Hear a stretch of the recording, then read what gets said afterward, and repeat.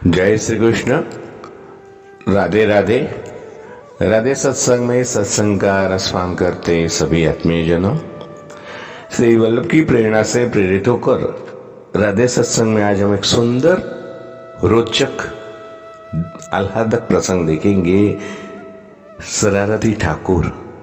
अपने ठाकुर कितने शरारती है, उनका एक सुंदर प्रसंग देखिए। लेकिन इससे पूर्व अगर आपने राधे सत्संग चैनल को सब्सक्राइब न किया हो तो सब्सक्राइब कर लेना, जिससे आपको हर सत्संग की जानकारी मिल सके। तो प्रियजनों, जगत गुरु वल्लभाचार्य जी हमारे श्रीनाथ जी की सेवा करते थे। उन दोनों में पिता पुत्र का अद्भुत प्रेम था।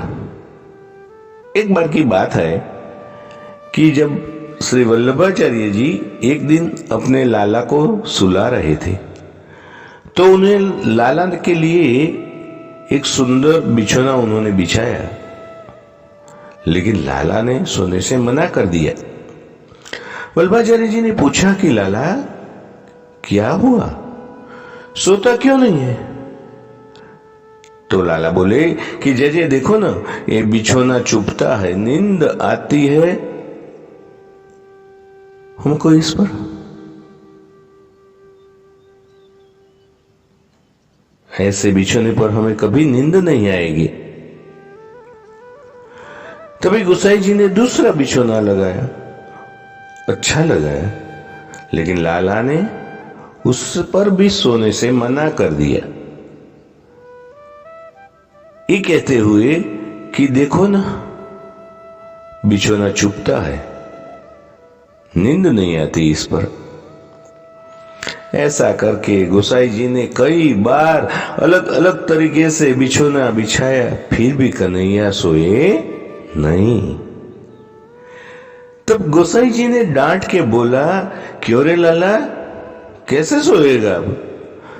तब लाला ने गोसाई जी को हाथ पकड़ा और अपने बिस्तर पर उन्हें लिटाया और उनके पेट पर सो गए और बोले, जय जय, ऐसे सोएंगे हम। श्री वल्लभाचार्य जी ने लाड लड़ा लड़ा के लाला को इतना बिगाड़ रखा था कि लाला का जब भी जी करता किसी को भी पीट के आ जाता था। प्रियजनों, एक दिन की बात है कि लाला ब्रजवासी लड़के का रूप धर के दूसरे बच्चों के साथ खेल रहे थे। तभी एक श्रीनाथ जी का जलगड़िया वहां से गुजर रहा था। सब बच्चे बोले कि भैया सब आगे से हट जाओ, श्रीनाथ जी का जलगड़िया आ रहा है, कोई छू ना देना। अप्रस में है। लाला कहां मानने वाले थे, भीड़ गए जानबूझ के जलगड़िए से। जलगड़िए को गुस्सा आया, मूर्ख बालक, अब दोबारा नहाना पड़ेगा, और लाला के गाल पे खींच के चाटा मार दिया।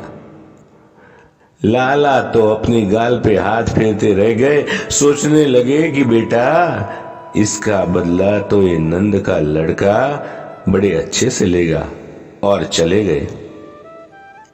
अब देखो प्रियजनों, एक दिन क्या हुआ कि गर्मियों का समय था। गोसाई जी ने उसी जलगड़िए को बुलाया और कहा कि लाला को गर्मी न लगे, इसलिए तुमको श्रीनाथ जी को पंखा जलना है। जलगड़िए ने हाँ कर दी और गोसाई जी अपने कमरे में चले गए। जलगड़िया सेवा तो ठीक ठीक कर रहा था, किंतु ठाकुर जी में प्रेम नहीं था। जैसे ही वो श्रीनाथ जी के पास पंखा जलने बैठा, तभी उसको नींद आ गई और पंखा छूट के ठाकुर जी को लग गया। लाला को गुस्सा तो आया, लेकिन सोचा कि शिशुपाल के 100 अपराध क्षमा किए थे, इसका एक तो करना बनता है ना। ठाकुर जी चुपचाप खड़े हो गए, किंतु जलगड़िए की फिर से आंख लगी और पंखा फिर छूट के ठाकुर जी के मुख पे लगा। अब की बार लाला को आया गुस्सा और अपने गाल पे लगे चांटे की याद आ गई। फिर क्या हुआ? फिर तो लाला ने जलगड़िए को ऐसा खींचकर चाटा मारा कि वो सीधा मंदिर के प्रांगण से बाहर जाके गिरा। प्रियजनों, चिल्लाने की आवाज सुनी। गोसाई जी भागे भागे आ गए और देखा तो जलगड़िया अपने गाल पे हाथ लगाए कोने में बैठा है। गोसाई जी ने पूछा तो उसने बताया कि मैं तो पंखा जल रहा था, तभी अचानक किसी ने मुझे थप्पड़ मार दी। गोसाई जी सीधे ठाकुर जी के पास गए, पूछा क्यों रे लाला, तूने मारा उसको? तब लाला बोले, जय जय, मारता नहीं तो क्या करता, मेरी सेवा करते करते सोता है और 2 बार पंखा मेरे मुंह पे मार दिया है। मैंने भी ऐसा मारा है कि अब कभी भी सेवा में सोएगा नहीं। देखिए, ऐसा नहीं है कि ठाकुर जी केवल जगत गुरु या पीठाधीश्वरों के साथ ही ऐसी प्रेम लीला करते, उनको तो सुंदर कोमल हृदय वाले भक्त ही पसंद है। जब राजा राम जी मिथिला गए तो वहां की गोपियों ने, पुरुषों ने, बच्चों ने सुमन वर्षा की थी। और जब कन्हैया मथुरा गए थे कंस को मारने, तब भी मथुरा निवासियों ने सुमन वर्षा की।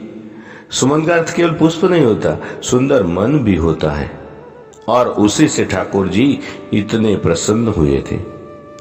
तो प्रियजनों, इसलिए बाहरी आडंबरों को त्याग कर केवल सुंदर मन से ही श्री ठाकुर जी से प्रेम करो। इसके साथ ही आज के सत्संग को श्री वल्लभ के चरणों में समर्पित करें, अत्रे विराम ले। फिर मिलेंगे राधे सत्संग में नए सत्संग के साथ। श्री वल्लभाधीश की जय। जय श्री कृष्ण। राधे राधे।